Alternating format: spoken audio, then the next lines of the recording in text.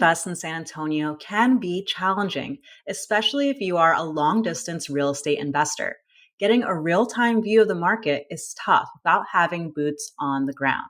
That's why we built a neighborhood map to give you an edge for finding real estate deals in up and coming neighborhoods. My name is Ariel Herrera, your fellow data scientist with Coffee Closers, a powerful analytics platform to help you find cash flowing deals in minutes. If you want to see more deep dive market analytics, then please like this video and I'll make more content like it. All right, let's get started. Right now, we're looking at our property listings page. Similar to a Zillow, Realtor, Redfin, we bring in market listings, but we make it for real estate investors. So we append information like cash flow. As well, we provide neighborhood maps so you can have a better idea of where you might want to invest based on strategy. So here we have San Antonio, and we can see on the left-hand side, we have property listings, and these are ranked based on strategy. So we have turnkey, house hack, burr, fix and flip, as well as hidden gems. You can learn more about these here.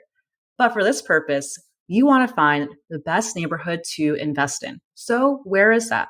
Well, typically I find investing in B and B minus areas to be profitable for the long run in terms of cash flow as well as appreciation. These could be areas that are starting to have some sort of revitalization, whether that's newer commercial assets like a Whole Foods coming up, maybe there's a lot of breweries becoming a hipster area where you could see long-term growth. So we run our maps by looking at many different data sources. 3 in particular. Think of median household income as well as unemployment rates. But we know that this data usually is 2 years outdated, which is why a lot of maps that you see today don't have a real-time view. And for real estate investors, we need to know what's happening right now so we can capture any market trends. That's why we look at 2 other attributes to create our maps. We look at amenities. Think of Whole Foods, a new Equinox that's opening. As well, we look at market data. So live listings as well as what's recently sold on the market. That way, if we see a certain neighborhood has had a lot of new development, maybe a lot of flips within the last couple of months, we can flag that and select that as an emerging area. So let's go back to the map here. And if we zoom in, we could see that this is San Antonio's downtown highlighted in green. So as a B area. On the right-hand side, around Jefferson Heights, it's mostly a D area. But we see that we have some B minus C areas in between. So I ran this by a real estate agent, someone who's an investor-friendly real estate agent in San Antonio, and he said that this area is actually up and coming. This area up here, as well as these parts that are close to downtown. A lot of growth happening, as well, a lot of new areas, so say like a brewery that's coming up here. So right by Highway 37. So if you were to click on this neighborhood, you'll see the information for this tract. So US Census, the government site, these boundaries, which has about a population of 4,000 or less, to give you a more in-depth view of particular neighborhoods within a city.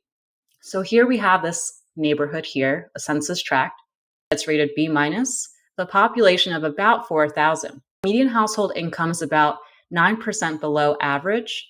Employment rate is about the same. Now, although none of these stats really jump out at us as this being like a great area for economics, remember the data for the US Census is usually outdated by 2 years. So that's why it's unique in that we're pulling our market data stats as well as those amenities. In this area, there's actually 71 listings. The median list price is $415,000. But how does that compare to all of San Antonio?